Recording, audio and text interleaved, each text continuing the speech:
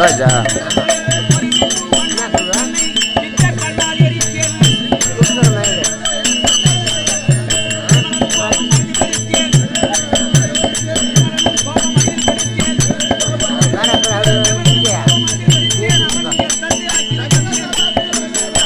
மாளிகள் வாங்கி போயிட்டாங்க மாளிகள்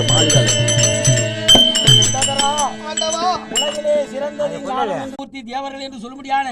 இந்த மும்மூர்த்தி தேவர்களிலே நான் சூதுவாதி இல்லாமல் யார் எதை கேட்டாலும் இல்லை என்று சொல்லாமல் அவர்களுக்கு வரம் அளிக்கக்கூடியவன்.